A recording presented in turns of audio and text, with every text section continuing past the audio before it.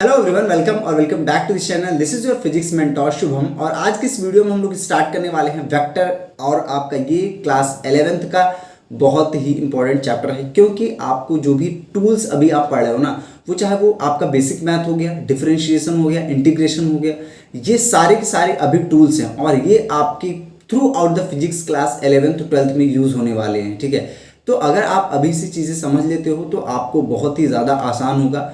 और अगर आप इस चैनल पर नए हो तो अगर आप फिजिक्स पढ़ना चाहते हो तो आप इस चैनल को सब्सक्राइब कर सकते हो। और आपने अगर क्लास 11th की फिजिक्स की प्लेलिस्ट विजिट नहीं की है तो आप जाके वहाँ देख सकते हो। आपको वहाँ पे सारी की सारी चीज़ें आपको बेसिकली टॉपिक वाइज मिल जाएंगी। और अगर आप जेई, नीट या फिर बोर्ड्स की प्रिपरेशन कर रहे हो तो मैं आपको बता दूं कि आपका यहाँ पे सिलेबस अक्टूबर में या फिर अक्टूबर के पहले पहले ख़त्म हो रहा होगा फिजिक्स का सिलेबस। तो आप इस चैनल को सब्सक्राइब कर सकते हो और यहाँ पे आपको कंटेंट की जो क्वालिटी है वो आप देख सकते हो। ठीक है, जो क्वेश्चंस की क्वालिटी है वो बहुत ही अच्छे से मेंटेन्ड रहेगी। ठीक है, तो चलो स्टार्ट करते हैं और देखते हैं क्या है वेक्टर आपका। तो आप जब आपने स्टार्ट किया था पढ़ना, अगर आपने मेरी प्लेलिस्ट में देखा हो तो हमने फिजिकल क्वांटिटीज़ पढ़ी थी। फिजिकल क्वांटिटीज़ में हमने ये देखा था कि क्या होती हैं फिजिकल क्वांटिटीज़ और कितने टाइप की होती हैं, ये आपने शायद नहीं देखा था। तो देखो, फिजिकल क्वांटिटीज आपकी दो टाइप की होती हैं, दैट इज आपका एक तो स्केलर हो गया एंड दूसरा आपका हो गया वेक्टर। अब स्केलर और वेक्टर में डिफरेंस क्या है वो चीज़ हम लोग देख लेते हैं। तो देखो, सबसे पहले क्या होता है आपका स्केलर।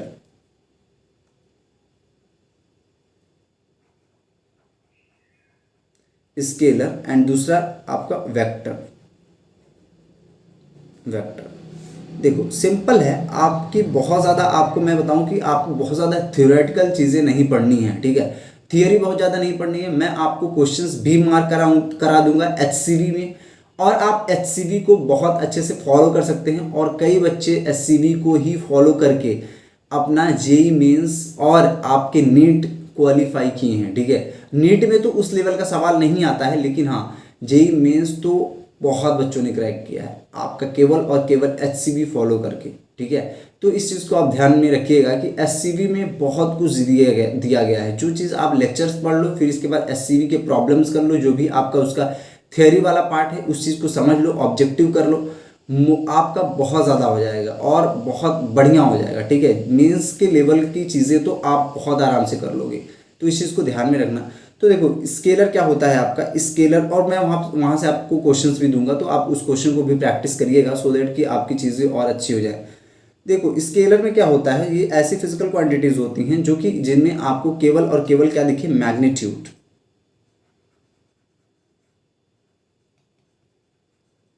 केवल और केवल आपको मैग्नीट्यूड देखने को मिलेगा। लेकिन जो वेक्टर क्वांटिटीज होती हैं, क्या होता है इसमें, मैग्नीट्यूड तो होता ही होता है, उसके साथ में आपको क्या देखने को मिलता है, मैग्नीट्यूड के साथ में आपको डायरेक्शन देखने को मिलता है।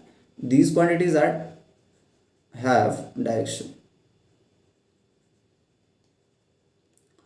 और उसके साथ साथ आपको ये वेक्टर लॉ, बेसिकली आपके triangle law of vector addition follow करना चाहिए। ठीक है, अगर वेक्टर लॉ नहीं फॉलो कर रही हैं तो ये क्वांटिटीज वेक्टर नहीं हो सकती हैं, इस चीज को भी ध्यान में रखिए। तो should follow the vector triangle law of vector addition,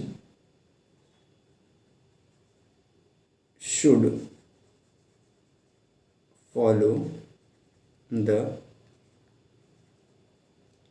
law of vector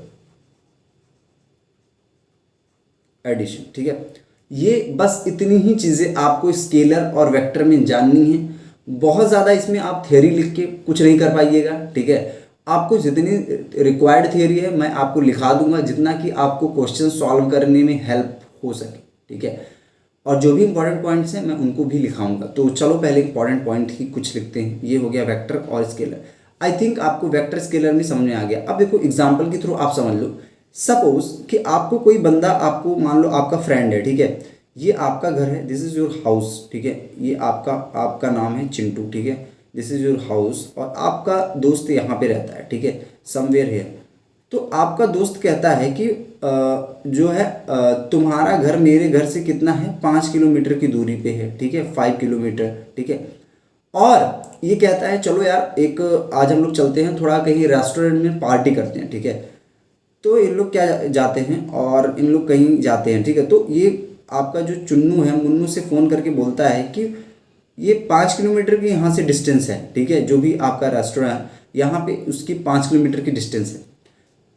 लेकिन ये चुन्नू आपका ये नहीं बताता है कि 5 किलोमीटर किधर जाना है, 5 किलोमीटर की दूरी पे है, ठीक है। तो ये क्या करता है, जो मुन्नू रहता है सीधे 5 किलोमीटर चला आता है। देखिए 5 किलोमीटर ये जो मुन्नू है ये आपका इस डायरेक्शन में चला जाता है, इस डायरेक्शन में, ठीक है। तो कहता है यार मैं तो 5 किलोमीटर आगे आ गया हूँ, बताओ मुझे तो होटल आपका जो भी रेस्टोरेंट है वो मिला नहीं। तो चुन्नू कहता है कि 5 ही किलोमीटर तो है। तो फिर इसके बाद देखिए यहाँ पे चुन्नू कहता है कि ओ सॉरी मैंने आपको डायरेक्शन बताना भूल गया था। तो यहाँ पे देखिए अगर मैं यहाँ पे आपको बताऊँ तो 5 किलोमीटर क्या है, इधर भी है 5 किलोमीटर, इधर भी है 5 किलोमीटर, इधर भी है 5 किलोमीटर, इधर भी है। अगर ये बंदा इस डायमीटर में, इस जो आपका रेडियस है, इस रेडियस में 5 किलोमीटर तो सभी डायरेक्शन में होगा, ठीक है। अगर कोई बंदा ये बोल रहा है कि हमारे घर से तुम्हारा घर 5 किलोमीटर की दूरी पे है, तो आपको ये तो नहीं पता हो सकता ना कि कितने किस डायरेक्शन में है आप एग्जैक्ट लोकेशन। तो आपको कहीं ना कहीं क्या डिफाइन करना पड़ेगा, आपको डायरेक्शन डिफाइन करना पड़ेगा पर्टिकुलर प्लेस पे अगर आपको एग्जैक्टली पहुंचना है। तो इसको अगर टेक्निकली देखा जाए तो इसको बोलना पड़ेगा कि आप 5 किलोमीटर साउथ में आना है आपको, ठीक है, और इसको भी ईस्ट में जाना है 5 किलोमीटर, तब जाके वो आपका रेस्टोरेंट मिलेगा, ठीक है। तो ये चीज़ आपको ध्यान में रखनी है कि यहाँ पे बस इतना सा ही काम है कि वेक्टर और आपका जो है स्केलर में, ठीक है। तो ये चीज़ आप ध्यान में रखिएगा। आगे चलते हैं और आगे देखते हैं कुछ कुछ चीज़ें जो कि आपको ध्यान में रखनी है वेक्टर और आपको स्केलर के बारे में।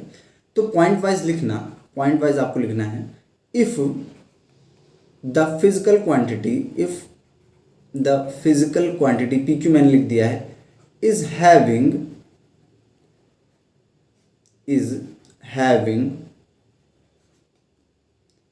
बोथ क्या, both magnitude as well as direction, both magnitude as well as direction, ठीक है। इसको आप सही से कर लेना, ठीक है। तो इसका मतलब ये नहीं है देन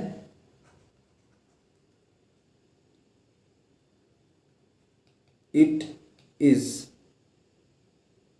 अ वेक्टर क्वांटिटी, ठीक है। देखो इफ द, मान लो कोई फिजिकल क्वांटिटीज है, अगर उसके पास डायरेक्शन है और मैग्नीट्यूड है, तो क्या वह फिजिकल क्वांटिटी आपकी वेक्टर होगी क्या? तो आपका आंसर रहेगा no, it will not be the vector quantity. क्यों? क्योंकि इसमें ये मेंशन नहीं किया गया है कि वो वेक्टर लॉ को फॉलो करेगी या नहीं, ठीक है। तो यहाँ पे आपको आंसर रहेगा नो, ठीक है, नो, ठीक है। अगला आप स्टेटमेंट देखो, अगला स्टेटमेंट क्या है, if a physical quantity, if a physical quantity is a vector, ठीक है, वेक्टर। अगर एक फिजिकल क्वांटिटी वेक्टर है तो क्या उसमें क्या रहेगा, उसमें एक चीज तो आपकी रहेगी क्या, मैग्नीट्यूड रहेगा एज वेल एज डायरेक्शन रहेगा, दूसरी आपको वेक्टर लॉ फॉलो करेगा, ठीक है, वेक्टर लॉ ऑफ एडिशन। ये चीज समझ में आया क्या? ठीक है, then it must have direction. क्या ये ट्रू है या फिर फॉल्स है, बताओ। अगर कोई फिजिकल क्वांटिटी है, ठीक है, कोई फिजिकल वेक्टर क्वांटिटी है, तो उसका डायरेक्शन होना ज़रूरी है क्या? यस, ठीक है। तो आप इसको क्या लिखोगे? ट्रू। यह आपको भले ही बहुत ज़्यादा सरल लग रहा हो चीज़ें, लेकिन कहीं ना कहीं इसको आपको बहुत अच्छे से अपने दिमाग में फिट करके रखना है, नहीं तो एग्ज़ाम टाइम में आप भूल जाते हो। अभी आपको 11th में स्टार्ट की हो, आपको पढ़ने को कुछ भी नहीं है, इसलिए आपको सारी चीज़ें अभी आसान लगेंगी, ठीक है। लास्ट में एंड होते होते आप सोचो 11th में इतने चैप्टर्स पढ़ोगे, फिर 12th में इतने चैप्टर्स पढ़ोगे, वो ये चीज़ स्लिप कर जाती है। तो इसलिए मैं यहाँ पे छोटी से छोटी भी चीज़ें लिखा दे रहा हूँ, ठीक है, जो कि बहुत एग्जामिनेशन पॉइंट ऑफ व्यू से इंपॉर्टेंट है। स्टेटमेंट में आपके ये आ सकता है, ठीक है। चलो अब आगे चलते हैं। तो देखो एग्जाम्पल, आपके कुछ एग्जाम्पल्स हैं। एग्जाम्पल जैसे आपकी करंट हो गई, ठीक है, current,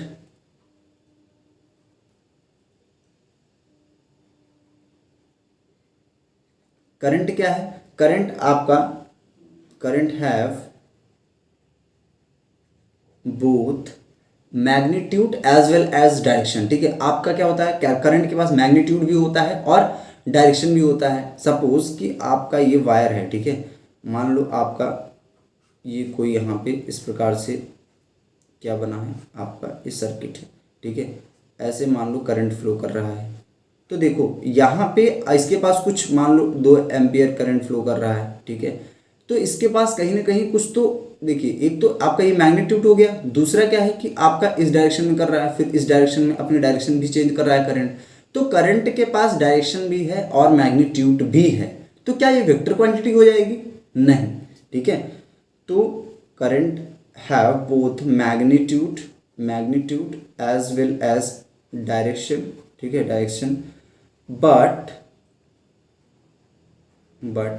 it is not the vector quantity.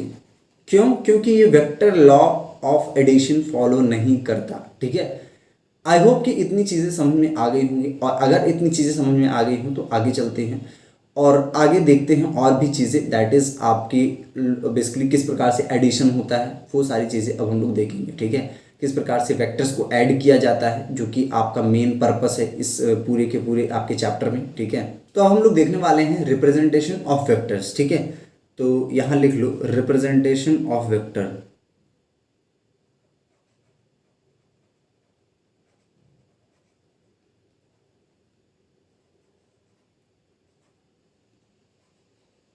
Vector, vector को आप किस प्रकार से रिप्रेजेंट करोगे। ठीक है, तो देखो सबसे पहले आपका एक तो सिंबल रिप्रेजेंटेशन होगा, फिर इसके बाद ग्राफिकल रिप्रेजेंटेशन। ठीक है, symbolic representation, symbolic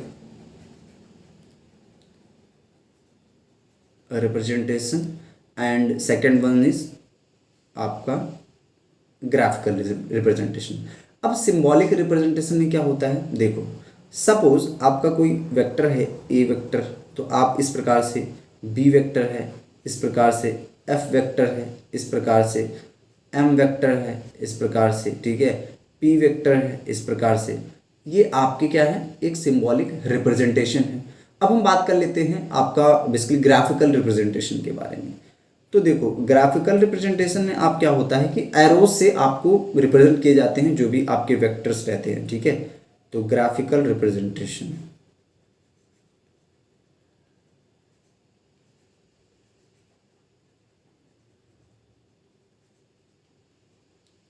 graphical representation में क्या होगा, सिंपल आपकी वेक्टर रहेंगे हेड और टेल।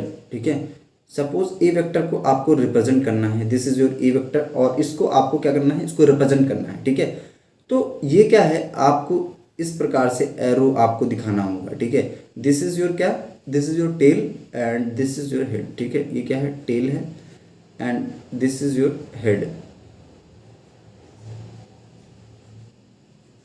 ठीक है, टेल और हेड। बोलो इतना समझ में आ गया क्या? अगर इतना आ गया हो तो हम लोग कुछ प्रॉपर्टीज़ की बात कर लेते हैं। कुछ वेक्टर, देखिए यहाँ पे क्या होता है, कुछ वेक्टर की प्रॉपर्टीज़ होती हैं जो कि अब हम लोग आगे देख लेते हैं। तो आप हेडिंग डाल सकते हो क्या, properties of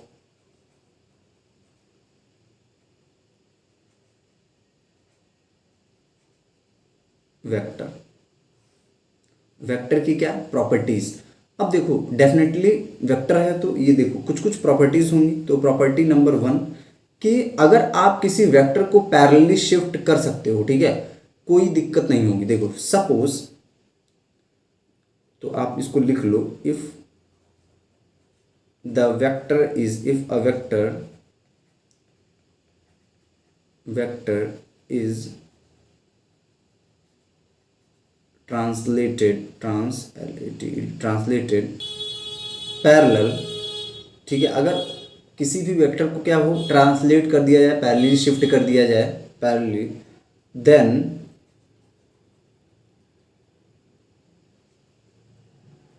vector will remain same. ठीक है, विल रिमेन सेम, वेक्टर में कोई भी चेंजेस देखने को मिलेंगे नहीं, ठीक है। अब सपोज कि ऐसे है आपका कोई वेक्टर, ठीक है, ये वेक्टर है, आप इस वेक्टर को उठा के चाहे आप इधर रख दो, ठीक है, आप चाहे इधर रख दो, चाहे आप इसी वेक्टर को उठा के इधर रख दो, ठीक है, इसी वेक्टर को उठा के इधर रख दो, कोई दिक्कत नहीं है, इसी वेक्टर को उठा के इधर रख दो, इसमें कोई भी चेंजेस आपको देखने को नहीं मिलेंगे, ठीक है, बोलो, इसमें आपको कोई भी चेंजेस देखने को नहीं मिलेंगे, आपका जो वेक्टर रहेगा वो वही रहेगा, ठीक है। अब दूसरी प्रॉपर्टी की बात कर लेते हैं। ये जो ए वेक्टर है आपका सपोज, तो ये ए ही वेक्टर रहेगा, ठीक है, ए ही वेक्टर रहेगा ये जो आपका ए वेक्टर है। दूसरी प्रॉपर्टी की बात कर लेते हैं, प्रॉपर्टी नंबर 2। तो देखो ये जो आपकी प्रॉपर्टीज़ है, if a vector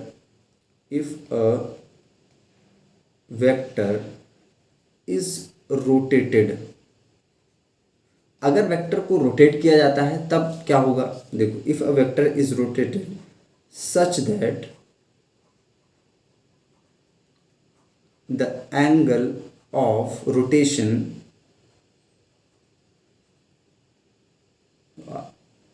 is other than 2 pi, basically 2n पाई, ठीक है।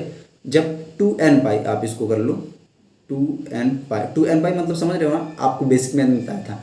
2n पाई मतलब ये वाला, ये 2n पाई, ठीक है, ये ऐसे समझो, जैसे ये है ना, ये 2n, ये इस वाले इधर ये जो है आपका, ये पूरा का पूरा क्या है, ये 2n पाई है, ठीक है।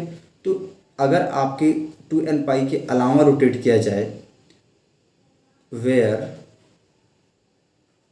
द जो आपका n है वो क्या है, बेसिकली एक इंटीजर नंबर है, ठीक है, n इज इंटीजर, वेक्टर क्या होगा, चेंज नहीं होगा, ठीक है, वेक्टर विल नॉट चेंज। समझ में आया कि नहीं आपको, बिल्कुल। देखो अभी हम लोग इसका और एग्जाम्पल भी देखेंगे, करके देखेंगे, ठीक है। अब बात कर लेते हैं टाइप्स ऑफ वेक्टर कि कौन कौन से टाइप्स के वेक्टर होते हैं। बस आपको उसमें 2 ही चीज़ प्रॉपर्टीज में पढ़नी थी। अब टाइप्स ऑफ वेक्टर पढ़ लेते हैं। सबसे पहले यहाँ पे लिखो टाइप्स ऑफ वेक्टर।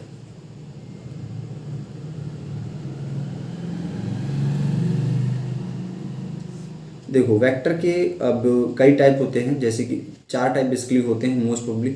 तो देखो फर्स्ट क्या है आपका, जो कि आपका बेसिकली नॉर्मल वेक्टर है, ठीक है, दैट इज आप इसको बोलोगे पैरेलल वेक्टर।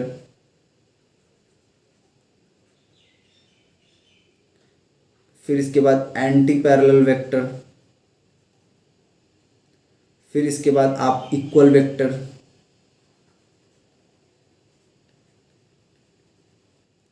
फिर इसके बाद आप यूनिट वेक्टर,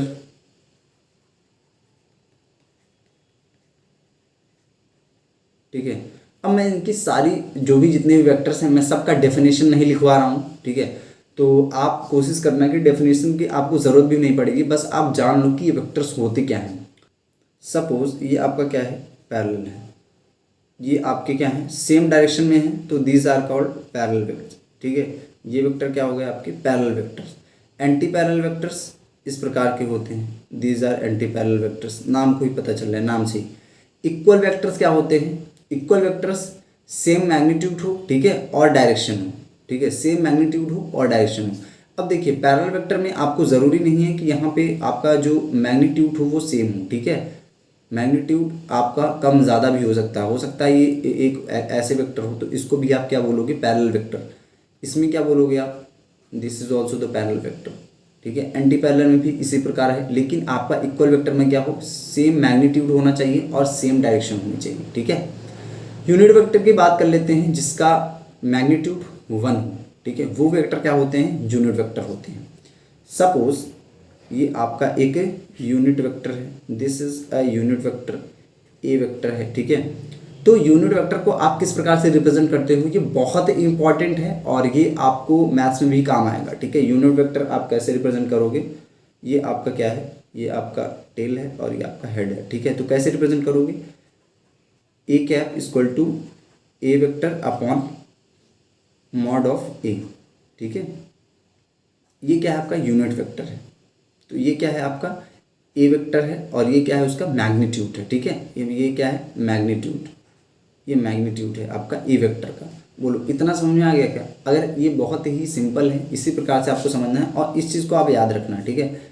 ये जो डब्बा है, this box, you have to remember this box, ठीक है। डबल स्टार लगा दे रहा हूँ, ये आपको याद रखना है। तो a cap equal to a vector upon mod of a, ठीक है। इतना समझ में आ गया होगा, ये मॉड ऑफ ए वेक्टर कर लो, ठीक है। ये मैग्नीट्यूड है बेसिकली। अब देखो आगे चलने से पहले एक चीज़ और समझ लो कि यहाँ पे जो आपका यूनिट वेक्टर है, इसका जो आपका डायमेंशन होगा वो क्या होगा, ये डायमेंशन लेस होगा और यूनिट लेस होगा, ठीक है। तो इसका केवल और केवल आप इसको मान सकते हो ए वेक्टर आपका क्या होता है, इज ऑफ मैग्नीट्यूड 1, ठीक है। आपका ए वेक्टर जो होता है वो मैग्नीट्यूड 1 होता है, यूनिट लेस होता है और डायमेंशन लेस होता है, इसको आप लिख लोगे। अब आगे चलते हैं और आगे देखते हैं कि किस प्रकार से हम यूनिट वेक्टर की हेल्प से बेसिकली यूनिट वेक्टर की टर्म्स में और भी वेक्टर्स लिखे जा सकते हैं। देखो कैसे, सपोज कि आप इसको पहले नोट की तरह लिख लेना, एक नोट है, any vector can be written in form of basically in terms of unit vector कैसे लिख सकते हो? देखो सपोज कि ए वेक्टर है आपका, तो इसको क्या लिख सकते हो, ए, एक तो a into a vector a cap, ठीक है, ए कैप। अरे अभी आपने जो फॉर्मूला लिखा था वही सेम फॉर्मूला है, ठीक है। बेसिकली आपने उसको क्या किया, उल्टा कर दिया। जैसे ये देखो, a cap equal to a vector upon mod of a, ठीक है, वही सेम चीज़ है। तो आप किसी भी चीज़ को आप इसके टर्म्स में लिख सकते हो। अब देखो यूनिट वेक्टर से मल्टीप्लाई करने में आपका कुछ नहीं जाएगा, 1 से मल्टीप्लाई करने में कुछ जाता है क्या, नहीं ना, तो सेम चीज़ है, ठीक है। तो ये तो हो गई सारी बेसिक सी चीज़ें। अब हम लोग बात करेंगे कि क्या होती है एंगल, ठीक है। एंगल क्या होता है, और अगर दो वेक्टर दिए गए हैं तो उनके बीच का एंगल हम लोग क्या किसको कहते हैं, ठीक है। इसके बाद हम लोग अब डायरेक्शन की भी बात कर लेते हैं। तो चलो अब देखते हैं कि व्हाट इज द एंगल, ठीक है, एंगल बिटवीन टू वेक्टर्स। तो आप लिखो the angle between two vectors, देखो लिखो एंगल बिटवीन टू वेक्टर, तो it is the minimum angle when क्या, जब इसके हेड को आप क्या करते हो, इसके टेल से मिलाते हो। That angle formed is called the angle of vector, ठीक है। तो आप एंगल बिटवीन टू वेक्टर्स, तो आप लिखो it is the minimum angle between the two vectors when the head of one vector is joint with the tail of another vector, then the angle form is called the angle between two vectors. इतना आप लिख लो, ठीक है, इतना आप लिख लो। Suppose कि ये क्या है आपका, ये वेक्टर ए है and this is vector B, और ये जो एंगल बन रहा है दिस इज योर 120 डिग्री, ठीक है। तो इस प्रकार से इस एंगल को हम लोग डिफाइन करते हैं, और ये आप इस प्रकार से डी कर सकते हो, this is your angle A and this is your angle basically vector A vector B के बीच में 60 डिग्री। बोलो इतना आपको समझ में आ गया क्या? अगर इतना आ गया हो तो मैं और भी यहाँ पे एग्जाम्पल्स दे रहा हूँ, आप देखो। आपको क्या करना है, find out the angle between the vectors. Question क्या है, एंगल बिटवीन वेक्टर्स, वेक्टर के बीच में आपको एंगल फाइंड आउट करना है। चलो सबसे पहले जो है वो है आपका basically suppose A and B, ठीक है, इसके बाद बी एंड सी। अब ये क्या है, अभी मैं दे रहा हूँ, ठीक है, एंड इसके बाद आपका सी एंड ए,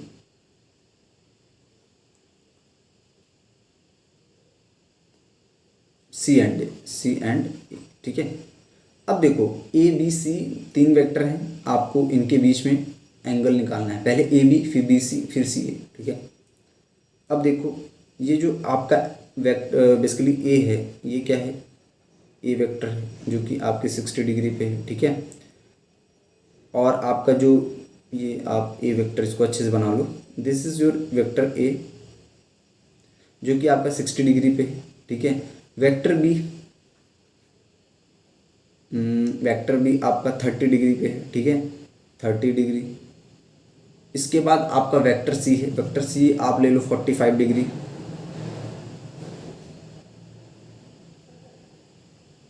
ठीक है। This is your vector C, this is vector B. आपको ए और बी के बीच में एंगल बताना है कितने का होगा। बहुत ही सिंपल है, देखो कैसे। आपको इसके क्या करना है, आपको इसके हेड को उसके टेल से, ठीक है, एक के हेड को दूसरे के टेल से ज्वाइंट करना है। सपोज आप तो ऐसा करो, यहाँ पे तो आपको बहुत ही सही चीज़ है, यहाँ पे आप पूरा जोड़ दो।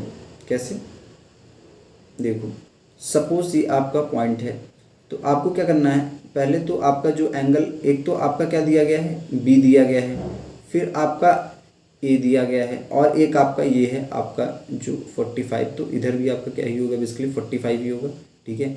तो ये आपका ऐसे समझो, बोलो क्या इस प्रकार से आप वेक्टर दिख रहे हैं आपको, ठीक है। तो ये क्या है, ये आपका 30 है, ये आपका क्या है 45 है, और ये आपका क्या है 60 है। और 30 वाला कौन सा है, आपका बी है, ठीक है। और ये वाला क्या है, ए है, ए है, a vector, and this is your c vector. अब आपको एंगल बिटवीन, पहला क्या है, a and b, a and b के बीच में एंगल निकालना है। ए एंड बी के बीच में आप एंगल देखो कितना बन रहा है, ए और बी। अगर ये 30 है और ये 60 है, तो ये 90 हो गया, और 90 तो इसके बीच क्या हो जाएगा, ए और बी के बीच 90 डिग्री, बोलो, ठीक है। अब बी एंड सी के बीच में बात कर लेते हैं, B and C, this is your B, ये वाला बी है, और ये क्या है, सी है, ठीक है। बी और सी के बीच में, बोलो, बी और सी के बीच में, B is 30, C is 45, just subtract, कितना 45 माइनस 30, 15 डिग्री हो गया क्या, बोलो। इतना समझ में आ गया। तो सी एंड ए के बीच में बताओ, सी एंड ए, सी कितना है आपका, इधर से 45 है और ये 60 है, तो बोलो आप निकाल लोगे क्या। तो आपको सी एंड ए के बीच का आपको क्या करना है, बताना है, किसमें, कमेंट बॉक्स में, ठीक है। और आई होप कि आप होपफुली इसको बता पाओगे, ठीक है। और आप बताइए इसको कमेंट में। आगे चलते हैं, हम लोग डायरेक्शन के बारे में देखते हैं, डायरेक्शन क्या होती है, ठीक है। डायरेक्शन किस किस प्रकार से आप डिफाइन करते हो। चलो अब देखो डायरेक्शंस। फिजिक्स में आपको डायरेक्शंस पढ़ना बहुत ही ज़्यादा इंपॉर्टेंट हो जाता है। इसके बाद हम लोग पढ़ेंगे basically triangle law of vector addition, जो कि आपका बहुत इंपॉर्टेंट है, ठीक है। तो सबसे पहले अभी तो हम लोग डायरेक्शंस के बारे में जान लेते हैं। तो इसके लिए हमको स्केल की ज़रूरत पड़ेगी। चलो कोई नहीं, स्केल अगर ऐसे आ जाए तो सही रहेगा। जस्ट देख ले रहा हूँ अगर इसकी, हाँ ठीक है, सॉरी लाइन, ये लाइन है आपकी, अरे ये क्या हो गया,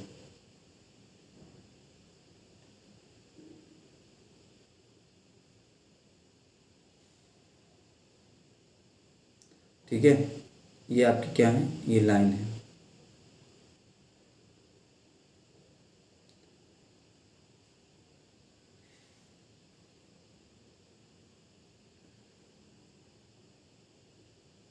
और भी लाइंस की ज़रूरत पड़ेंगी। आप 1.25x पे आराम से करके देखा करो, ठीक है, एकदम मज़े से। तो ये आपका पूरा का पूरा मस्त मसाला बन गया। अब देखो, आपने बचपन में पढ़ा होगा, क्या पढ़ा होगा कि भैया ये नॉर्थ होता है, ये साउथ होता है, ये ईस्ट होता है और ये वेस्ट होता है। This is your north, this is your south, this is your sorry this is your east and this is your south and this is your west. इतना आप सभी ने पढ़ा होगा। और एक चीज़ और पढ़ी होगी, क्या पढ़ी होगी आपने, ये नॉर्थ ईस्ट पढ़ा होगा, ये क्या पढ़ा होगा, ये क्या पढ़ा होगा, बोलो, साउथ ईस्ट पढ़ा होगा ये, ठीक है। ये क्या पढ़ा होगा, बोलो, साउथ वेस्ट, साउथ वेस्ट। ये क्या पढ़ा होगा, नॉर्थ वेस्ट, ठीक है, नॉर्थ वेस्ट। बोलो, इतना आपने पढ़ा है क्या, इतना तो आप सभी ने पढ़ा होगा। बोलो, अगर इतना आपने पढ़ा है तो अब कुछ और भी चीज़ें हैं जो कि आपको पढ़ना है। देखो क्या पढ़ना है,